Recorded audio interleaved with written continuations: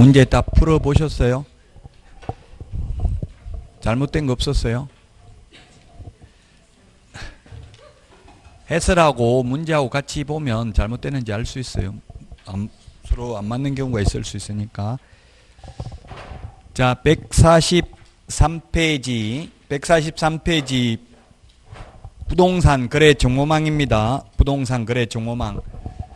자, 정보망이 뭐냐? 부동산 거래 정보망.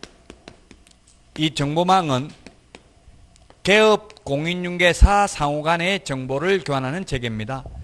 개업 공인중개사 상호 간의 정보를 교환하는 체계고, 지금 현재 우리나라의 정보망 국토교통부 장관으로부터 공식적으로 지정받은 정보망은 한방 PC 버전 하나밖에 없습니다. 인터넷에 한방이라고 치보면 나올 건데 이것도 PC 버전만 정보망입니다. 스마트폰 어플리케이션은 정보망이 아닙니다. 왜냐하면 아무나 일반 국민들이 볼 수 있는 것은 이게 정보망이 아니에요. 정보망은 개업 공인중개사 상호 간의 정보를 교환하는 체계입니다. 그래서 부동산을 하면 중개사무소에 출근하면 컴퓨터를 켜면 자동적으로 정보망 그 화면이 뜹니다. 그러면 새로 어제 이제 올렸던 거 새로 매물 올린 건 뉴 이렇게 해가지고 반짝반짝 빛나고, 새로 올린 매물을 우리 인터넷에 네이버나 다음에 이게 글 올리면 뉴 이런 거 뜨잖아요. 새로 글 올린 거. 마찬가지로 정보망에도 이제 새로 매물 올라온 것만 반짝반짝 뜨거든요. 그래서 여러분들은 거래가 안 되면 다음 페이지로 넘어가 버리면 아무도 안 본다는 이야기, 사람들이. 그러면 계속 안 팔리면 다시 전화해가지고 한 달 동안 매물 안 나갔으면 좀 더 깎거나 이렇게 해가지고 다시 새로 등록을 하는 게 좋겠죠. 매물을 그대로 내버려 둬버리면 한 달 지나가 버리면 아무도 보는 사람이 없다는 얘기. 첫 페이지만 보잖아요. 우리 컴퓨터 켜면. 마찬가지로 이게 포털 사이트가 여러 개가 있지만 점유율이 지금 네이버가 거의 70%더라고요. 검색도. 그 다음, 저는 다음을 많이 보는데 젊은 분들은 구글이 지금 다음보다 오히려 조금 더 거의 비슷하거나 앞선 것 같더라고, 구글이. 왜냐면 구글은 우리나라 게 아니기 때문에 차단을 못하나 보더라고. 뭐 음란물 이런 거 올라오더라도 차단할 수가 없나 보더라고. 우리나라 서버가 우리나라에 있는 게 아니기 때문에. 그래서 구글에는 검색하면 웬만한 거 다 나와요. 이상한 것도. 네이버나 다음 이런 데는 잘 안 나와요. 우리나라에서 하는 거는. 자, 어쨌든 정보망은 개업 공인중개사 상호 간의 정보를 교환하는 체계입니다. A 개업공개사와 B 개업공개사 상호 간에만 정보를 교환하는 체계이고, 오늘 문제에도 있습니다. 의뢰인 18번입니까? 몇 번에 있었어요? 그 의뢰인으로부터 의뢰받은 정보에 하나여 공개해야 된다. 예? 20번? 그게 틀렸다고. 의뢰인한테 받으면 안 돼요. 거래정보사업자는 반드시 그 의뢰인들은 어떻게 해야 돼요? 정보망에 직접 매물을 내놓는 게 아니라 개업공개사한테 팔아주세요 하면 개업공개사가 매물을 올리는 거죠. 자, 그래서 어떻게 하는 거냐면은 A 개업공개사에게 매도인이 팔아달라고 하면 A 개업공개사가 정보망에다가 매물을 올린다고요. 그러면 이제 B 개업공개사에게 매수 의뢰를 한 사달라고 하면은 B 개업공개사가 자기 중개사무소에 없는 물건이면 정보망에 들어가서 매물을 검색을 하는데, 맨날 정보망을 보기 때문에 자기 동네에 나와 있는 매물은 거의 다 꿰차고 있어야 되겠죠. 그러면 손님 왔는데 잠깐만요, 정보망에서 찾아보고 이렇게 하면 신뢰가 깨지잖아요. 그냥 바로 뭐 오피스텔이 있냐 하면 예 있습니다, 바로바로 대답이 나올 수 있어야 되겠죠. 그 물건 파악을 다 하고 있어야 돼. 매일 아침에 오면 눈만 뜨면 보다 보면 파악할 수밖에 없어요. 계속 전화하고 매일 하는 게 이것밖에 없으니까. 컴퓨터 아예 켜면 부팅하면 바로 이게 이 정보망이 뜨더라고요. 인터넷이 켜지면서 자동적으로. 그 어떻게 시스템을 그렇게 해놨나 봐요. 그러면 이제 매수인이 원하는 물건을 이 정보망에 들어가서 찾았습니다. 찾았으면 어떻게 해요? 손님 있다고 매도인한테 직접 연락한다. 아니면 매물을 올린 A 개업공개사에게 살 사람 있다고, 매수인 있다고 연락합니까? 어디다 연락해요?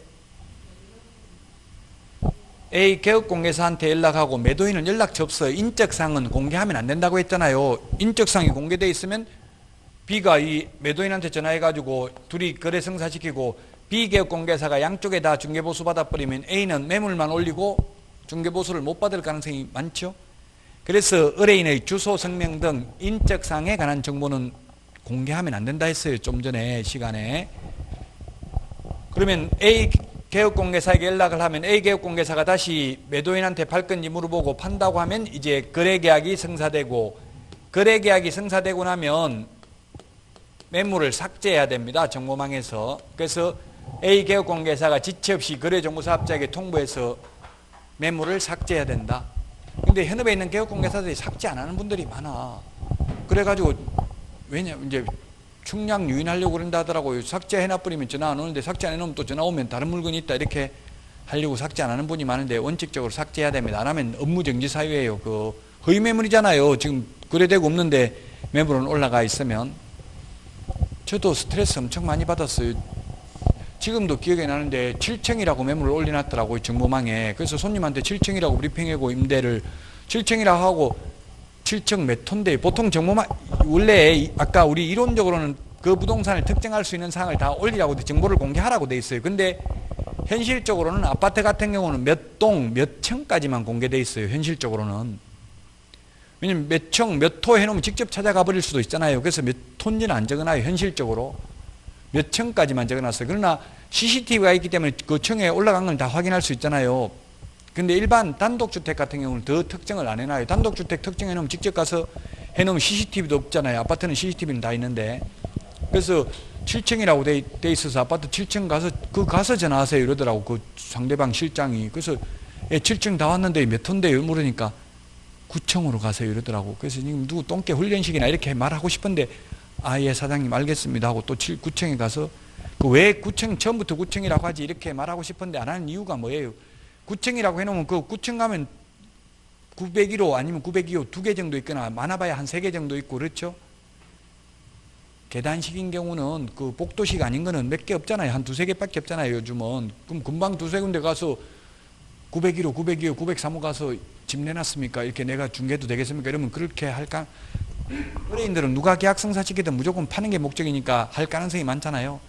그래서 그렇게 허위 매물 공개하는 사람이 많아요. 현실적으로는. 어쨌든 이게 정보망입니다. 이 정보망. 이 정보망을 운영하는 사람을 이것도 한 문제 시험에 반드시 나옵니다. 거래정보사업자라고 합니다.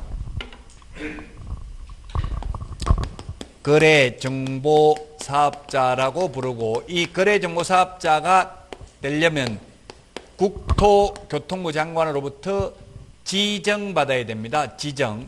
거래정보사업자 지정받아야 된다.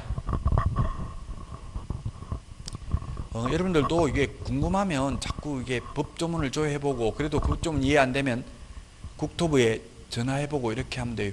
오늘 제가 쉬는 시간에 국토부에 전화해보니까 전화를 잘 받더라고요. 바로. 그리고 이상하다. 이게 보통은 전화 거의 안 받거든요. 어디 국회 갔다 하고 잘 안 받아요. 하루 종일 해도 전화 잘 안 받아요. 근데 보니까 이름을 항상 물어봐야 돼. 최단비 주무관입니다. 이러더라고요. 남자인데. 그래서 처음으로 이제 발령 나가서 일 배우고 있다면서 물어보니까 모르겠. 좀 이따 제가 알아보고 연락드리겠습니다 하고 바로 또 연락도 왔더라고. 착하더라고. 처음 할 때는 그렇게 성실하게 해요. 좀 몇 달 지나면 이제 그다음부터는 안 받아요. 전화를. 제가 뭘 물어봤느냐 하면은 누가 인터넷에 질문을 저한테 했기 때문에 한 번 더 저도 확인 사살을 해야 되니까 그 민간임대주택 특별법에 의한 민간임대주택인지 여부 확인 어디서 하냐. 그 임대주택 정보체계에서 확인한다 이렇게 돼 있어요. 임대주택 정보체계가 인터넷에 쳐보니까 안 나오더라고요. 근데 그게 렌터홈이라고 있어요. 렌터홈. 제가 실무교육 할 때는 말씀드렸는데 렌터홈이 그게 정보체계예요. 인터넷에 렌터홈이라고 치면 나와요. 렌터홈. 렌트가 이게 RENT 맞나요? 렌터홈. 렌터홈이라고 치보면 그게 그 민간임대주택 특별법에 의한 민간임대주택인지 나오거든요. 이게 주무관도 전혀 모르고 업무 파악이 아직 안 돼서 모릅니다 하고 제가 물어보고 연락드리겠습니다 해가지고 연락 왔더라고 얘기를 하고. 여러분들도 자꾸 질문을 많이 해봐야 기억에 오래 남는다고요. 자, 어쨌든 이 거래정보사업자는 지정받아야 됩니다. 우리 공인중개사법상 지정이라는 말을 쓰는 것은 오직 여기밖에 없습니다. 지정이라는 말을 쓰는 것은 여기밖에 없다. 자, 지정 절차를 보면은 지정받으려면은 먼저 부가통신사업자이어야 합니다. 부가통신사업자를 영어로는 Value Added Network을 운영하는 사람을 부가통신사업자라고요. 부가통신사업자는 전기통신사업법에 의해서 과학기술정보통신부 장관, 과기부 장관에게 부가통신사업자로 신고한 자입니다. 지금 현재는 과학기술정보통신부 장관이고요. 이것도 부수가 정권이 바뀔 때마다 이게 부서가 바뀐 부서가 이겁니다. 노무현 정부 때는 정보통신부 장관, 그러다가 이명박 정부 때는 방송통신위원회, 그 다음에 박근혜 정부 때는 미래창조과학부였습니다. 그러다가 문재인 정부 때 과학기술정보통신부 장관으로 바뀌었죠. 어쨌든 이 과학기술정보통신부 장관에게 부가통신사업자로 신고한 자 중에서 지정 신청을 합니다. 지정 신청은 과기부 장관에게 하는 게 아니라 국토부 장관에게 지정 신청을 합니다. 지정 신청을 받은 국토부 장관은 30일 이내에 지정 요건에 적합하면 지정서를 교부해야 되고, 지정서를 교부받고 나면은 3개월 이내에 운영규정을 제정하여 국토부 장관 승인받아야 됩니다. 줄여서 국토부 장관, 국토교통부 장관, 국장 다 같은 사람입니다. 국장이 국토교통부 장관 줄임말이라고요. 국장, 국토교통부 장관 승인을 받아야 됩니다. 그 다음에 지정받은 날로부터 1년 이내에 정보망을 설치, 운영해야 됩니다. 정보망을 설치, 운영해야 된다.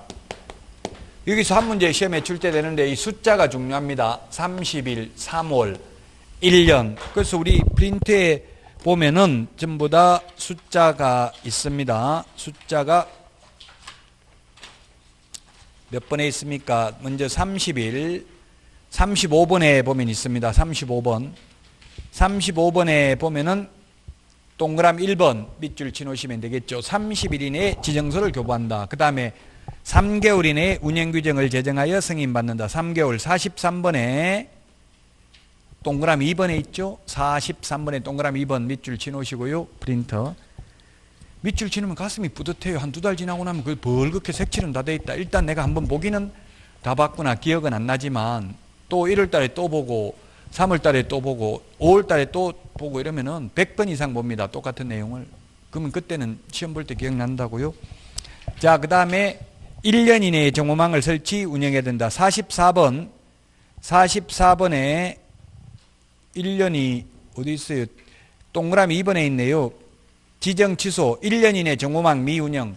1년 이내 정보망을 설치 운영해야 되고 안 하면 지정을 취소하여야 한다가 아니라 할 수 있습니다. 지정 취소는 모두 할 수 있습니다. 하여야 한다가 아니라 1년 밑줄 치놓으시고요.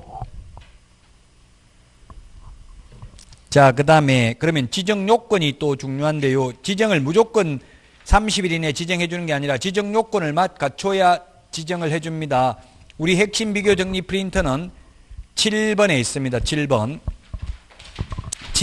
있습니다. 7번. 지정 요건. 무조건 지정해 주는 게 아니라 지정 요건을 갖추어야 된다. 지정 요건을 갖추려면 첫 번째, 전국적으로 500명 이상 이용가입 신청을 해야 되고 2개 이상의 시도에서 각각 30명 이상 이용가입 신청을 해야 된다. 전국적으로 500명 이상, 2개 이상의 시도에서 각각 30명 이상이어야 합니다. 7번에 보니까 500명 이상, 2개 이상의 시도에서 30명 이상 이렇게 돼 있죠. 이걸 숫자 단순히 암기하는 건데요. 5 빼기 2는 3이다. 이렇게 기억하시면 돼요. 5 빼기 2는 3. 전국적으로 500명 이상, 2개 이상의 시도에서 각각 30명 이상. 예를 들면 서울특별시에서 470명, 그 다음에 경기도에서 30명 해도 지정요건 갖췄죠. 또는 경기도에서 250, 서울에서 250 해도 지정요건 갖췄습니다. 근데 서울에서 600명, 경기도에서 20명 하면 지정요건 갖추지 못했죠. 이렇게 지정요건이 엄청나게 까다로워요. 옛날에 2,500명에서 1,000명에서 제가 건의해가 지금 500명으로 바뀌었어요. 500명으로 바뀌어도 지금 지정받은 업체가 한방 PC버전 하나밖에 없다고 한국공인중개사협회에서 운영하는 거예요. 모르는 사람이 와서 아직 회사 차리지도 않았는데, 자, 회사 차리려고 그러는데요. 등록증 복사 좀 해주세요. 500개 모아야 된다. 해주겠어요? 지금 아직 회사 지정받지도 않았어요. 앞으로 받을 건데요. 여러분 같으면 해주겠냐고 모르는 사람이 와서 지금 해달라고 하면 지금 회사 운영하고 있는 것도 아니고 지정받기 위해서 사전에 갖춰야 되는 요건이거든요. 이것도 까다로워요, 너무. 그래서 제가 국토부에 계속 건의하고 있어요. 지금 현실적으로는 전부 다 개업공개사들이 이게 한방 PC 버전을 하는 게 아니라 사설 정보망을 사용하고 있어요.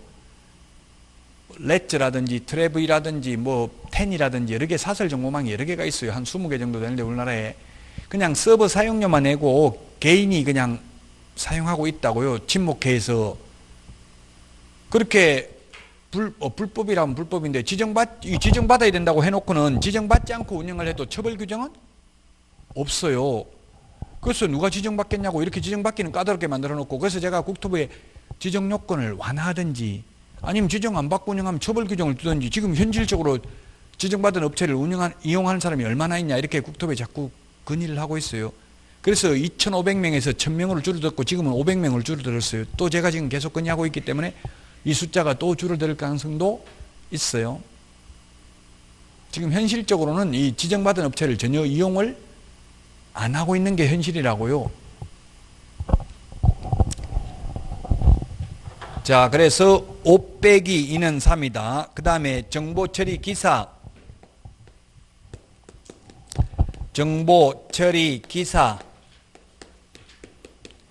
1인 이상 있어야 된다. 시험에 기사 대신에 옛날에는 기능사, 지금은 기능사가 없고 산업기사죠. 산업기사 X, 1인 대신에 2인 이상 X입니다. 정보처리 기사 1인 이상 있어야 됩니다. 그 다음에 공인중개사 1인 이상 있어야 됩니다. 공인중개사 1인 이상 있어야 된다. 시험에 나온 적은 없는데 인터넷에 질문하신 분이 있길래 말씀을 드리면, 혼자서 정보처리 기사 자격증도 있고 공인중개사 자격증도 있으면 그러면 한 명이만 있으면 됩니까? 모르는데 국토부 유권 해석은 각각 1인이라고 되어 있기 때문에 따로따로 1인 이상 있어야 된다라고 해석하고 있습니다. 혼자서 일을 다 처리하기는 힘들 수 있잖아요. 그래서 각각 시험에 나온 적은 없습니다. 다만 공인중개사 대신에 개업 공인중개사 X, 1인 대신에 2인 X 이렇게는 출제됩니다. 그 다음에 네 번째, 용량과 성능을 갖춘 컴퓨터 설비가 있어야 됩니다. 컴퓨터 용량이 얼마인지는 우리 시험에 나오지 않았습니다. 그래서 내부 규정이니까 시험에 안 나오고요. 어쨌든 용량과 성능을 갖춘 컴퓨터 설비를 확보해야 된다. 용량이 몇 메가바이트 이상이다 이런 거는 시험에 안 나온다고요. 이 네 가지가 지정 요건입니다. 그 다음에 지정 신청 서류는 이 지정 요건을 갖췄음을 입증하는 서류를 제출해야 되는데, 우리 7번에 보면 서류까지 같이 되어 있는데요. 이 500명 이상을 확보했음을 입증하는 서류로서 등록증, 중개사무소 개설 등록증 4본을 제출해야 됩니다. 500개 이상 제출해야 됩니다. 지정받으려면. 정보처리기사, 공인중개사 자격증 4본 제출해야 됩니다. 자격증 4본을 제출해야 된다. 우리 핵심 비교 정리 프린트 51번에 보면은 1번부터 5번까지가 있는데요. 1번부터 3번까지는 자격증 4본 미제출, 4번, 5번은 제출입니다. 그 4번 밑줄 치셔야 되겠죠? 4번은 제출입니다. 51번 동그라미 4번 찾았습니까? 51번에 동그라미 4번은 제출입니다. 1, 2, 3번은 미제출입니다. 1, 2, 3번은 다 밑줄 지났죠 지금? 4번 제출해야 됩니다. 자격증 4본을 제출해야 됩니다. 그 다음에 용량과 성능을 갖췄음을 입증하는 서류도 제출을 해야 됩니다. 시험에 출제 2번이 되는데, 이 컴퓨터는 메인 서버를 운영하는 거래정보사업자 될 사람 컴퓨터가 용량이 일정 규모 이상이어야 되지, 회원으로 가입하려는 개업공개사 컴퓨터가 커야 되는 게 아닙니다. 그 시험에 출제됐다고 회원으로 가입하려는 개업공개사 일정 규모 이상 용량을 갖춘 컴퓨터 갖춰야 된다 X입니다. 회원 컴퓨터가 커야 되는 게 아니라 메인 서버, 거래정보사업자 될 사람 컴퓨터가 일정 규모 이상이 되어야 된다고요. 그게 2번 시험에 출제됐다. 자, 그래서 우리 교과서 143페이지 거기 밑에 보니까 거래정보사업자 지정 절차 칠판에 적어놨고요. 그 다음에 그 위에 양가로 1번에 지정 요건 이게 중요하고요. 그 다음에 서류 144페이지 양가로 2번 서류는 5개 역시 지정 요건과 함께 같이 비교하면 되고 틀린 거는 뭐가 있느냐 하면 이게 지정 요건하고 지정 신청 서류하고 차이 나는 것은 뭐가 있습니까? 딱 하나밖에 없잖아요. 차이 나는 게 부가통신사업자 신고 필정 이게 지정 요건이고 이거는 부가통신사업자 신고 필정 부가통신사업자 신고 필정 제출해야 됩니다. 신고 필정. 그래서 지정 요건은 4가지고요. 지정 신청 서류는 5가지입니다. 지정 요건은 4가지, 지정 신청 서류는 5가지입니다. 부가통신사업자 신고는 과학기술정보통신부 장관에게 한다라고 했습니다. 자, 그 다음에 우리 교과서 145페이지 양가로 6번에 보니까 지정 취소할 수 있는 사유입니다. 지정 취소할 수 있는 사유. 우리 핵심 비교 정리 프린터는 8번에 있습니다.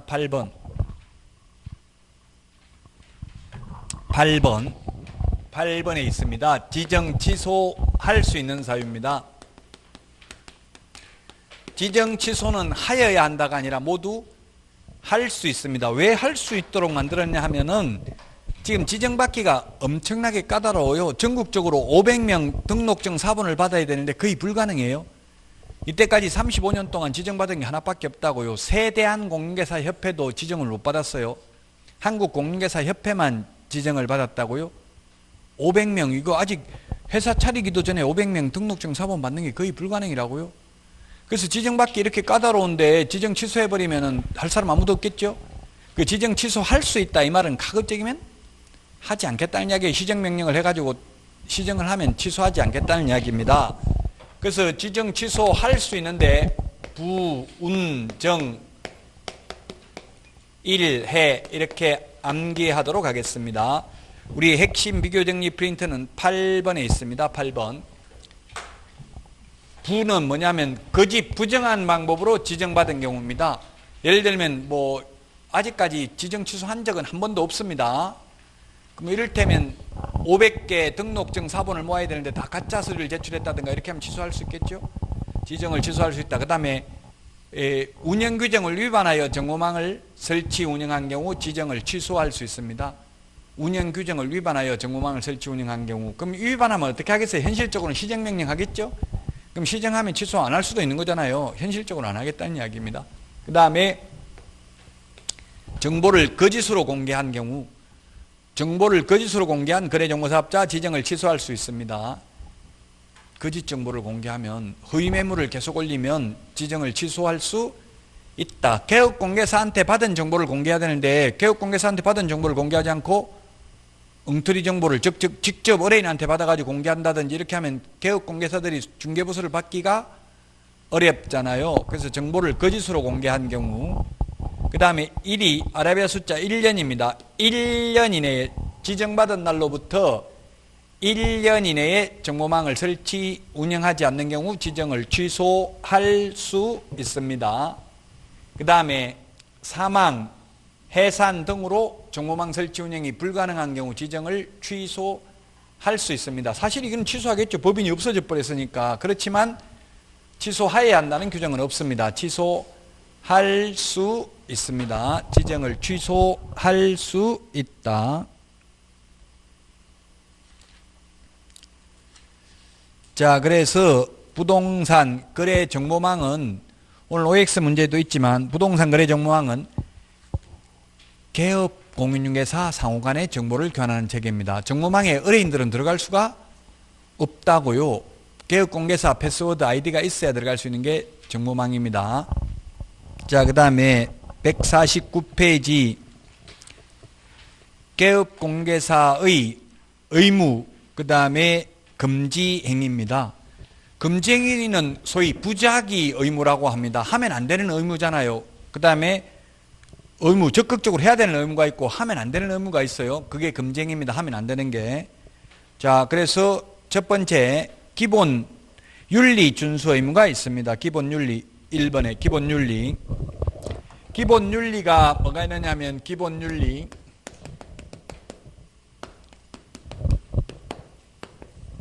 개업공개사와 소속공개사는 전문 직업인으로서 품위를 유지하고 그 다음에 신의와 성실로서 공정하게 중개무를 해야 됩니다. 공정 중개 의무가 있습니다. 민법에서는 뭐 103조 반사의 질서적 행위가 어떤 것인지 구체적인 사례가 시험에 나올 수 있지만 우리 공인중개사법에서는 품위를 손상한 게 어떤 건지 규정 없고 시험에도 안 나옵니다. 뭐 신발 슬리퍼 신고 다니고 이러면 품위 손상했느냐, 청바지 입고 다니면 품위 손상했느냐, 신성실에 위반되는지 어떤 것이 여기에 해당되는지는 시험에 나온 적이 없습니다. 그냥 뭐 이번 달은 그냥 이야기 듣는다 생각하시고요. 이번 달 다음 달은 편하게 들으셔야 돼요. 예를 들면 성남시 분당구 정자동에서 이런 일이 있었습니다. 공무원들은 또 품위 유지 의무가 있어요. 공무원들도. 근데 어떤 게 있었냐면은 그 동에 마을 분여회 회원들하고 어쨌든 거기 분여회하고 남자들도 같이 해가지고 대천 해수욕장에 유람선을 타러 갔어요. 동장하고. 근데 동장이 술이 취해가지고 노래 부르는데 전부 다 분여회 회원들이 밖에서 구경하고 있으니까 마이크 잡고 거기 있는 밖에 있는 연놈들 들어와라. 동장 노래 부르니까 들어와라 이렇게 했어요. 연놈들이라고 이렇게 마이크 잡고 해버렸다고요. 그러니까 불쾌감을 느낀 성적 수치심을 느낀 여성 회원께서 민원 제기한 거예요. 성남시장에게 징계하라고 품위를 손상했다고. 그래서 3개월 감봉 처분을 받았어요. 공무원들은 뭐 월급 감봉해봐야 깎이는 것보다는 이제 그럼 진급이나 이런 거 좀 되기 힘들겠죠. 어쨌든 징계받으면 앞으로 출세하는 데 지장이 있는 거예요. 그래서 수원지방법원에 소송을 제기했어요. 품위 손상한 게 아니다. 여러분이 판사라고 하면 연놈들이라고 했는데 품위를 손상한 걸로 보여져요? 안 한 걸로 보여져요?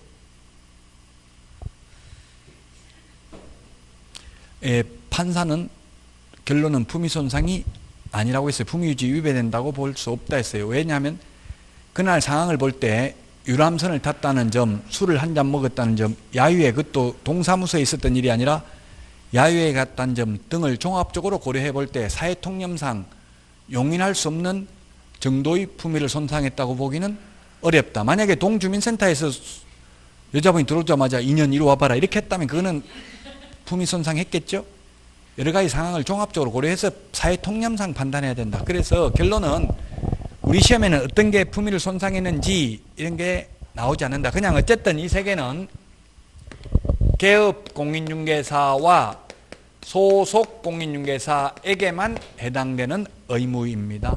이 두 개는. 보조원에게는 규정이 없습니다. 보조원은. 자, 그 다음에 선량한 관리자의 주의 의무, 성관주의 의무.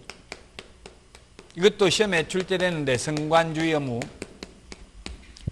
민법에는 수임인은 위임인을 위하여 선량한 관리자의 주의로서 사무를 처리해야 한다. 이러한 명문 규정이 민법에는 있습니다.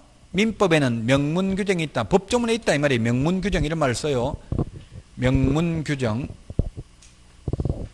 민법에는 명문 규정이 있습니다. 명문이라는 말이 뭐 한자로 보면 명문 규정. 명문 규정이라는 게 민법에는 법조문에 있다고 성관주의 의무가. 그러나 공인중개사법에는 성관주의 의무가 명문 규정은 없습니다. 다만 판례가 인정하고 있습니다. 판례, 판사는 뭐라고 되어 있냐면 중개도 민법의 위임과 유사하므로 개업공개사는 의뢰인에게 선량한 관리자의 주의로서 사무를 처리하여야 한다. 그래서 우리 법조문에는 보면 매도인이 진정한 매도인 여부를 확인하기 위해서 등기사항증명서, 신분증, 등기필 정보를 확인해야 한다. 이러한 명문 규정은 없습니다. 그러나 판례는 그 세 개는 최소한 확인해야 된다. 선량한 관리자의 주의 의무가 있기 때문에. 그래서 어떻게 시험에 나왔냐면 다음 중 공인중개사법에 명문 규정이 있는 의무가 아닌 것은 하면 성간주의무입니다. 이 선량한 관리자의 주의무입니다. 이건 명문 규정은 없다. 판례로서만 인정하고 있다. 자, 그 다음에 가장 중요한 게 비밀준수 의무입니다. 비밀준수 의무, 비밀준수. 비밀준수 의무는 개업, 공인중개사 등의 의무입니다. 이거는 성간주의 의무는 지금 현재 판례는 개업공개사에 대해서만 있어요. 현재 판례는. 그래도 이것도 해석상 꼭 개업공개사가 아닌 소속공인중개사도 사실 선량한 관리자의 주의 의무를 다 해야 되겠죠. 그러나 지금까지 있는 판례는 개업공개사에 대해서만 있고요. 비밀준수는 개공등이다. 개공등이란 우리 핵심 비교정리 프린터 31번 맨 밑에 까만 별표에도 있는데요. 개공등이란 개업공인중개사, 소속공인중개사, 중개보조원, 법인의 임원, 사원을 다 합해서 개공등이라고 합니다. 개공등. 그래서 비밀준수는 쉽게 말하면 보조원도 비밀을 지켜야 된다는 이야기죠.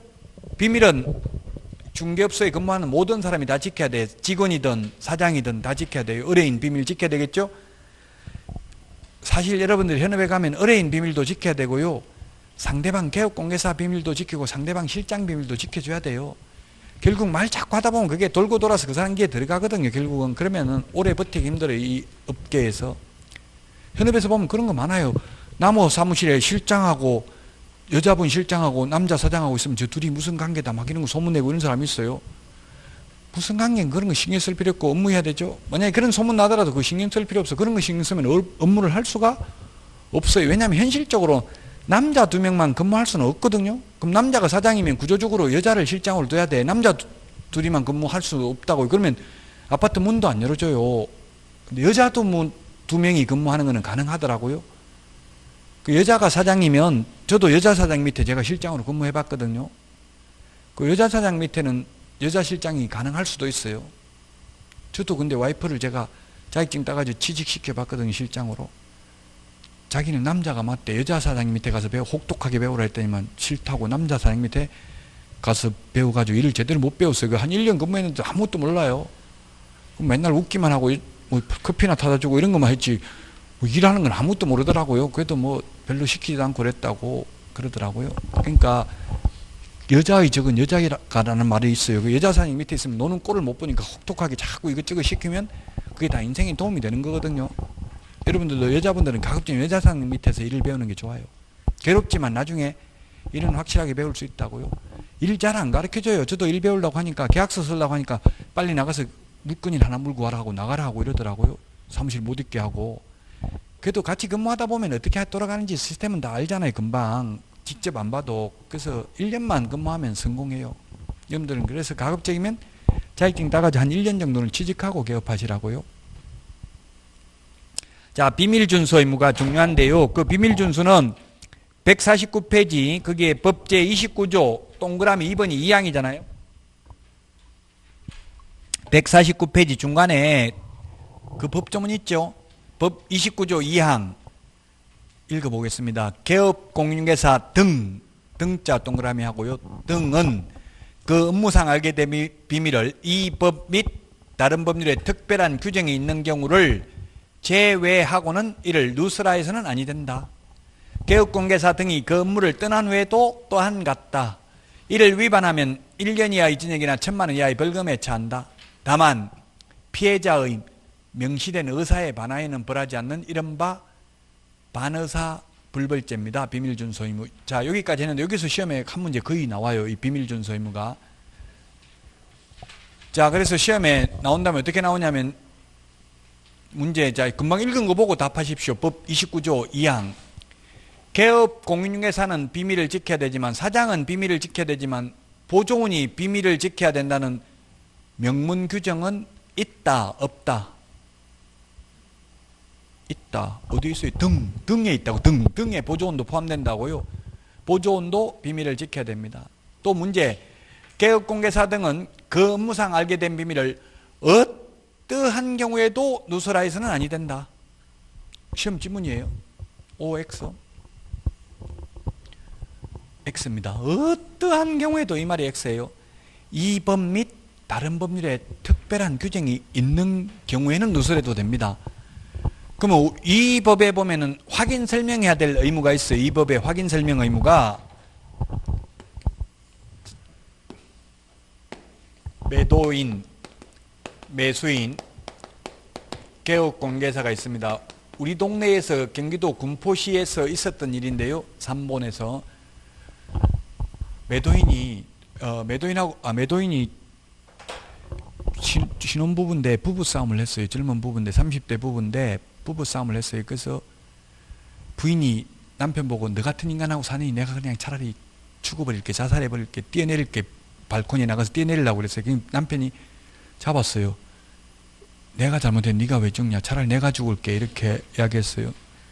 그럼 네가 뒤져라 하고 밀어버렸어요. 베란다에서 여자분이. 그래서 남자 죽었어요.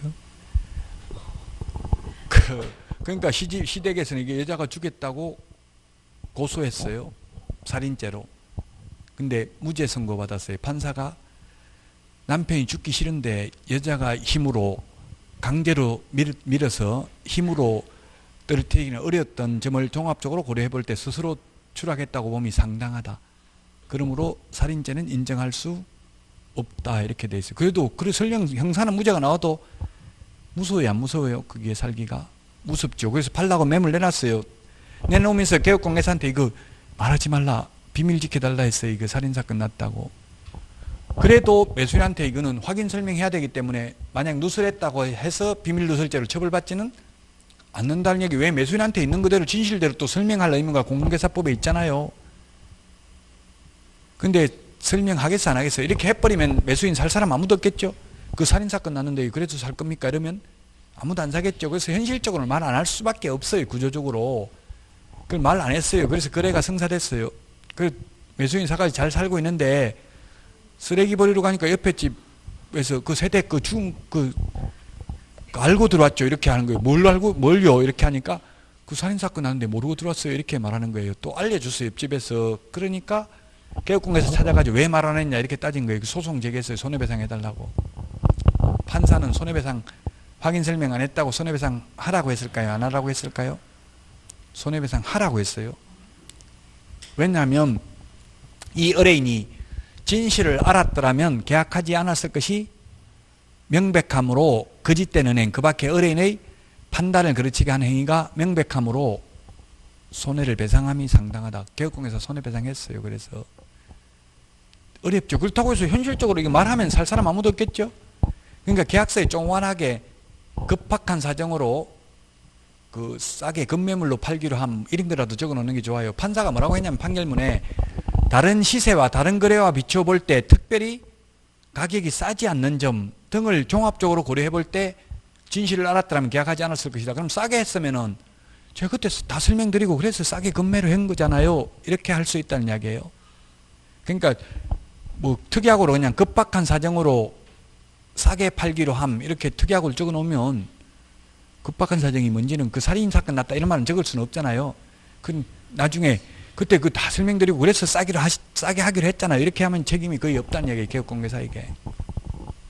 어려워요. 이게 진짜. 그래서 개업공개사는 중간에서 이걸 말하면 계약이 안 되고 말 안 하면 또 책임져야 되고 그렇다는 이야기예요. 또 이게 지금 공인중개사법이고요. 다른 법률의 규정에 의해서 어떤 게 있냐면 또 민형사소송법상 재판에 정인으로 출석한 경우는 비밀을 하더라도 알았다면 진실을 말해야 되고 거짓말하면 위정죄로 처벌받아요. 저도 정인 선서 했는데요. 저는 제 사건에 제가 고소인인데 정인으로 출석했었어요. 형사사건은 고소하고 나면 끝이잖아요. 검사가 다 대신해 주잖아요. 검사가 원고잖아요. 피고가 있고. 근데 저는 제가 고소인인데도 나가서 선서하고 제 사건에 대해서 정인. 그럼 제가 거짓말하면 이제 위정죄로 처벌받는 거예요. 무섭더라고. 정인 선서하고 진실만을 말할 것을 선서합니다. 만약 위정이 있을 경우 달게 벌을 받겠습니다. 이거 국회 청문회 정언 감정에 관한 법률에 의해서 청문회 정인을 출석한 경우도 그래서 정인 선서 안 하는 사람도 있죠. 정인 선서했으면 처벌받아요. 위정죄로. 그러면은 진실 비밀이라도 말해야 된다 이 말이에요. 그래서 결론은 어떠한 경우에도 비밀은 누설해서는 아니 된다. 이거는 X라고요. 이 법 및 다른 법률에 특별한 규정이 있으면 말해야 된다. 말해도 된다. 비밀이라도 누설해도 처벌받지 않는다. 자, 그 다음에 또 시험에 개업공개사 등은 그 업무상 알게 된 비밀을 준수하여야 한다. 다만 개업공개사 등이 그 업무를 떠난 경우에는 그러하지 아니하다. X, 그 업무를 떠난 후에도 또한 같다. 영원히 준수해야 된다고. 그만두더라도 저 여자분 지나가는 거 보고 저 내가 옛날에 중개했는데 지금 들어가 보니까 이혼해가지고 혼자 살던데 지금은 다른 놈하고 결혼했는지 모르겠다. 이런 식으로 말하면 돼요, 안 돼요? 안 된다고요. 비밀은 영원히 지켜야 된다고. 한번 알게 된 비밀은 그 업무를 그만두더라도 영원히 준수해야 된다고요. 그 업무를 떠난 후에도. 이를 위반하면 1년 이하의 징역이나 1,000만 원 이하의 벌금에 처하는데 다만 피해자의 명시된 의사에 반하여 벌하지 않는 반의사 불벌죄입니다. 친고죄가 아니라 반의사 불벌죄입니다. 친고죄는 적극적으로 고소고발이 있어야 벌할 수 있는 게 친고죄입니다. 지금 사자 명예훼손죄, 죽은 사람 명예훼손죄 이런 건 친고죄입니다. 고소고발이 있어야 벌할 수 있다고요? 뭐 조비오 신문가 이런 거 사자 명예훼손죄로 전두환 전 대통령을 지금 고발해가지고 지금 재판받고 있잖아요. 사자 명예훼손죄, 죽은 사람 명예훼손죄, 신부를 보고 무슨 뭐 악마라 했는가 뭐라고 말을 표현해가지고 사자 명예훼손죄로 재판받고 있어요. 이런 건 친고죄입니다. 적극적으로 고소해야 벌할 수 있습니다. 그러나 반의사불벌죄는 가만히 있으면 벌할 수 있습니다. 그러나 피해자가 처벌을 원하지 않습니다 하면 처벌 못하는 게 반의사불벌죄입니다. 그래서 단순 폭행죄 이런 거는 그 다음에 정보통신망 이용 촉진 및 정보보호에 관한 법률에 의한 명예훼손죄 이런 거 전부 다 반의사불벌죄입니다. 저도 제가 형사사건을 태어나서 형사사건 지금 고소 2번 해봤고요. 민사사건 1번 소송해봤는데 3번 해봤는데 다 변호사 없이 제가 그냥 나홀로 소송을 해봤는데요. 형사사건도 해봤어요. 저도 카페 SNS가 많거든요. 블로그 밴더도 있어요. 박용덕 제 이름으로 검색하면 밴더 있다고요. 네이버 밴더. 지금도 회원이 2,500명이에요. 네이버 밴더. 여러분들도 가입하시면 매일 문제 올려드립니다. 제가. 어쨌든 이런 거 카카오 스토리 이런 거 여러 개가 있는데 거기에다가 제 카페 회원이 다음 카페가 15,000명 넘었었어요. 옛날에. 지금은 관리를 안 해가지고 한 5,000명인데 15,000명 넘는 카페에다가 저보고 강의나 똑바로 해라. 여자나 밝히지 말고 이렇게 해가지고 글을 올렸더라고요. 그래서 충격받아가지고 밝힌 적도 없는데 뭐 어떤 놈이 이런 걸 올렸냐 싶어서 근데 막 계속 올리는 거 한 10개 아이디 바꿔가지고 닉네임 바꿔가지고 그래서 다 캡처해가지고 허위사실 유포에 의한 명예훼손으로 고소했어요. 이는 아니 학생이 올렸다면 한 번 정도 한 건 정도 올릴 수 있는데 이게 계속 닉네임 바뀌어가지고 올리는 건 뭔가 이상하잖아요. 그래서 고소했더니만 누군지 모르잖아요. 그 전화번호도 안 나오고 닉네임만 있는데 고소하면 그 다 다음에 압수수색 해가지고 누군지 다 알더라고요. 그 보니까 결국 학원 원장님이더라고. 왜냐하면 학원에 그때는 지금은 안 그런데 여러 개 학원을 제가 3개 학원을 같은 원장님이 운영하는 3개 학원에 강의했는데 월급을 1년에 하나도 안 주더라고요. 그래서 제가 혹시 월급은 언제 주시렵니까? 이 말 물었다고 그렇게 올렸더라고요. 그래가지고 제가 합의금까지 받고 월급 다 받고 그 고소는 취하했어요. 그럼 반의사불벌죄이기 때문에 고소를 취한 게 아니라 처벌을 원하지 않습니다. 이렇게 했어요. 검사한테 조사받으면서 합의금 받고 그러니까 처벌 안 하는 거예요. 그렇게 한번 하고 나니까 새벽 2시, 3시에 전화 와가지고 숨소리만 들리고 끊기고 이렇게 하더라고요. 그 조회해보니까 공중전화에 그 발신지 추적해보니까 공중전화니까 뭐 고소할 수도 없잖아. 누군지 모르니까. 그래서 무서워가지고 이제는 돈 안 줘도 그런 거 달라 소리 안 해요. 이제 괜히 그 뭐 밤 새벽 와이프가 돈 안 받아도 좋으니까 이제 앞으로 절대 헛소리 하지 말라. 돈 달라 소리 하지 말라 하더라고요. 무섭잖아요. 길거리 조심해서 다녀라 이런 말만 하고 탁 끊어버리니까 이게 무섭잖아요. 자, 어쨌든 반의사불벌죄는 가만히 있으면 처벌할 수 있어요. 친고죄는 가만히 있으면 처벌 못해요. 고소해야 처벌할 수 있는 게 친고죄고 반의사불벌죄는 고소 안 해도 처벌할 수 있어요. 인지수사도 가능하다는 이야기예요. 검찰이 직접 수사를 할 수도 있습니다. 그러나 피해자가 처벌을 원하지 않습니다 하면 벌할 수 없는 게 폭행죄, 단순 폭행죄의 특수 폭행죄는 아니죠. 옛날에는 간통죄, 강제추행죄 이런 게 다 간통죄는 옛날에 친고죄였죠. 전부 반의사불벌죄였어요. 옛날에는 우리나라 강간죄도 반의사불벌죄였어요. 처벌을 원하지 않는다 하면 처벌 못했어요. 강간죄도. 그런데 지금은 전부 다 반의사불벌죄가 폐지됐습니다. 요즘은 뉴스에 나온 거 보세요. 뭐 그 용업소 직원들도 성폭행 당했다고 다 밝히는 시대예요. 옛날에는 그런 거 거의 뭐 용업소에는 당연한 걸로 인식이 있었잖아요. 우리나라 인식이. 그러나 이제 그 뭐 옛날에 그 국회의원이 있었어요. 그 동아일보 여기자를 성추행해가지고 용업소 종업원인 줄 알고 내가 수리체가 착각했다 해가지고 용업소 종업원이 들고 일어난 거잖아요. 용업소 직원은 그러면 성폭행해도 성추행해도 되냐 이렇게 해가지고 결국 처벌받았잖아요. 조심해야 돼요. 그래서 여자가 우리나라에서 여자가 남자 강간하는 건 인정돼요? 안 돼요? 우리나라에서 우리나라 형법에 부녀를 강간한 경우 이렇게 돼 있었어요. 형법 조문에 남자가 여자를 강간한 경우만 처벌받았어요. 이때까지는. 근데 지금은 부녀라는 말 뺐어요. 그냥 이제 여자가 남자에게 강간죄가 성립할 수도 있어요. 미국에는 그 처벌받은 사례 많아요. 여자들이 남자를 이제 법이 자꾸 그만큼 선진국화되고 있다는 이야기예요. 우리나라도. 자, 그래서 비밀 준수, 지금 비밀 준수가 거의 시험에 한 문제 나오기 때문에 비밀 준수까지 했습니다. 지금 151페이지, 152, 153 비밀 준수 반의사 불벌죄 153페이지까지 했습니다. 비밀 준수 의무. 153 이제 밑에 3번 명칭 사용 의무, 맨 밑에 명칭 사용 의무부터는 쉬었다가 하도록 하겠습니다.